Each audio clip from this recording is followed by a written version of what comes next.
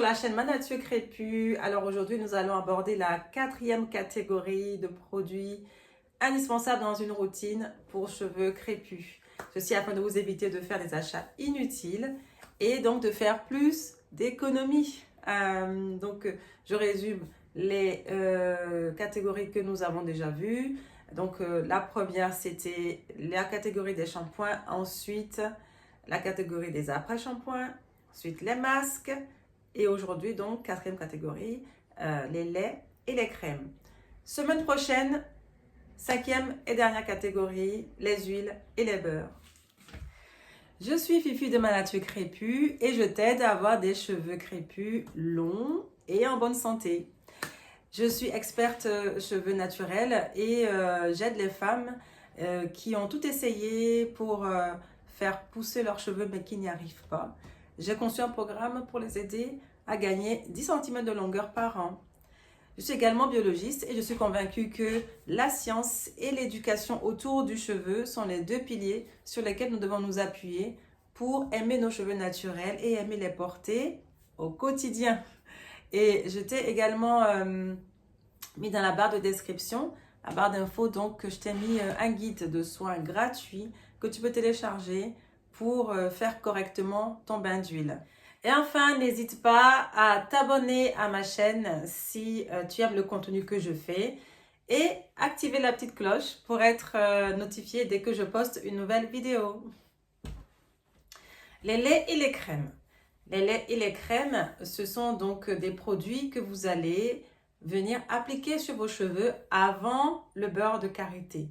Donc, je vois beaucoup de femmes qui, après avoir lavé leurs cheveux, mettent directement le beurre de karité sur les cheveux. Ça ne sert à rien. Les corps gras seuls n'hydratent pas. Donc, si vous voulez hydrater vos cheveux, vous devez absolument mettre un produit aqueux, c'est-à-dire un produit qui contient de l'eau, avant le corps gras.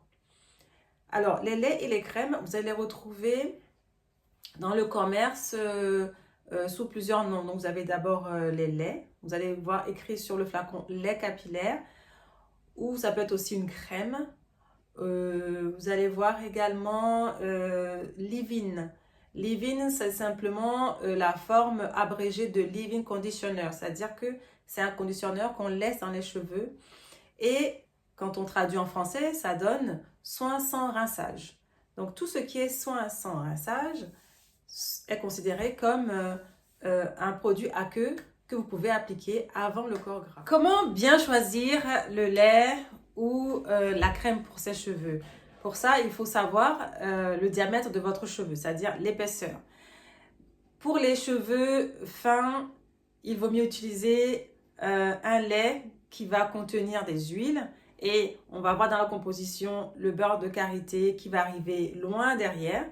Et pour les cheveux moyens et épais, on va prendre des laits qui sont très nourrissants, c'est-à-dire des laits gras.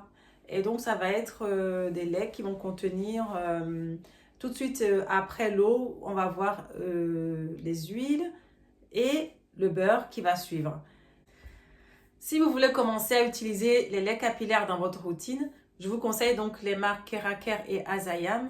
Et cela va vous permettre donc de voir le résultat en fait des laits sur vos cheveux. Vous allez voir tout de suite la différence. Vraiment, c'est le jour et la nuit. Si vous avez l'habitude d'utiliser le beurre de karité sans un produit aqueux, là, vous allez voir une différence. Utiliser un produit aqueux avant le beurre de karité, ça fait une grosse différence. Et ça, c'est la clé pour une hydratation longue durée. Je résume ce qu'on a vu aujourd'hui. Dans cette catégorie des laits et des crèmes, on va retrouver donc ce qu'on appelle les soins sans rinçage. Ce sont donc les laits capillaires donc, crème, gelée ou leave-in.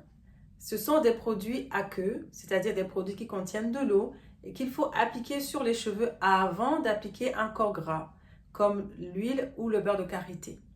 Voilà, la vidéo est terminée. Voilà, c'est terminé déjà.